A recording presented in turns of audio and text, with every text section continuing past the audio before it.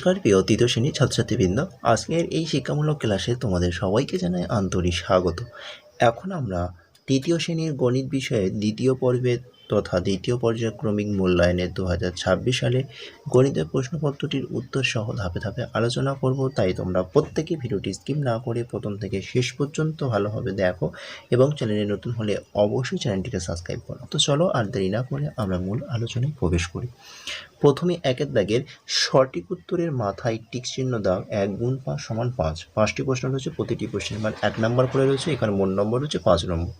প্রথম প্রশ্ন নাম্বার ক, 8 বার 6 ঘর লাফালে যাওয়া যায় 48 ঘর 58 ঘর। 8 বার 6 ঘর লাফালে যাওয়া যায় 48 ঘর। পরের প্রশ্ন নাম্বার খ, 2 ঘন্টা 120 মিনিট 20 মিনিট। 2 ঘন্টা সমান 120 মিনিট। পরের প্রশ্ন নাম্বার গ, 18 থেকে 4 কতবার বিয়োগ করা যায়? 4 বার 5 বার। 18 থেকে 4 বার বিয়োগ করা যায়। পরের প্রশ্ন নাম্বার ঘ, 29 সংখ্যাটি জোড় না বিজোড়? 29 সংখ্যাটি বিজোড়। পরের প্রশ্ন নাম্বার উঙা, কোনো সংখ্যাকে 5 দিয়ে ভাগ করলে ভাগশেষ 5-এর বেশি না কম হবে? কোনো সংখ্যাকে 5 দিয়ে ভাগ করলে ভাগশেষ 5-এর কম হবে।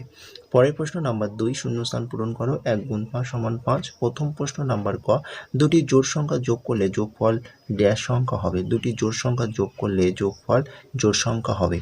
পরের প্রশ্ন নাম্বার খ, ভাজক 3 ভাগফল 12 ভাগশেষ 2 ভাজ্য সমান ড্যাশ।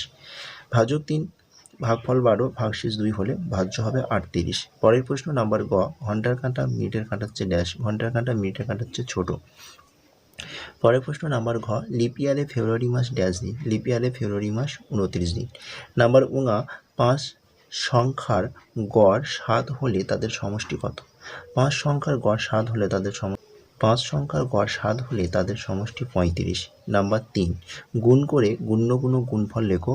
এখানে দুটি প্রশ্ন রয়েছে, 2.5 নম্বর করে, মোট নম্বর হচ্ছে 5 নম্বর। প্রথম প্রশ্ন 35 গুণ 4, 4 দিয়ে 35কে গুণ করলে হবে 140। এখানে গুণ্য হচ্ছে 35, গুণক হচ্ছে 4 এবং গুণফল হচ্ছে 140। পরের প্রশ্ন নাম্বার খ, 203 গুণ 7, 7 দিয়ে 203কে গুণ করলে হবে 1421।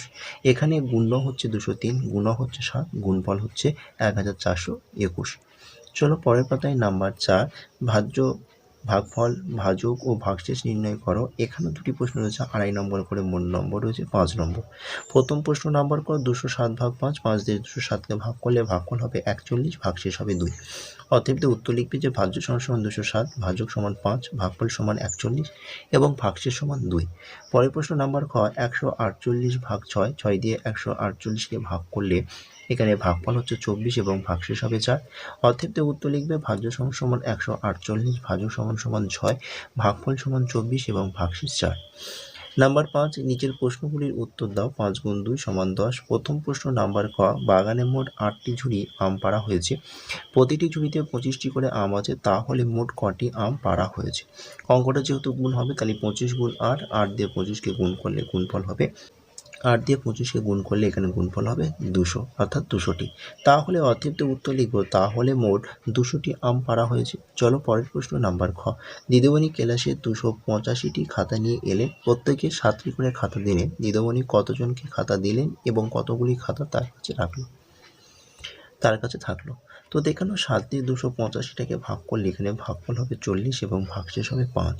তাহলে অতএব উত্তর লিখবে যে দিদিমণি কতজনকে খাতা দিলেন? না, দিদিমণি 40 জনকে খাতা দিলেন। কতগুলি খাতা পড়ে রয়েছে? না, 5টি খাতা তার কাছে থাকলো বা পড়ে রয়েছে। তো এটি ছিল ক্লাস তৃতীয় শ্রেণীর দ্বিতীয় পর্যায়ক্রমিক মূল্যায়নের গণিতের প্রশ্নপত্র। তো গণিতের প্রশ্নপত্রটা একবার ভালোভাবে দেখে নাও এবং চ্যানেলে নতুন হলে অবশ্যই চ্যানেলটিকে সাবস্ক্রাইব করে নাও এবং ভিডিওটি ভালো হলে অবশ্যই ভিডিও লাইক করে তোমাদের বন্ধুদের কাছে বেশি বেশি শেয়ার করে দাও। আজকের ক্লাসটি আমি এখানে শেষ করছি। টাটা, বাই বাই, ভালো থেকো, সুস্থ থেকো।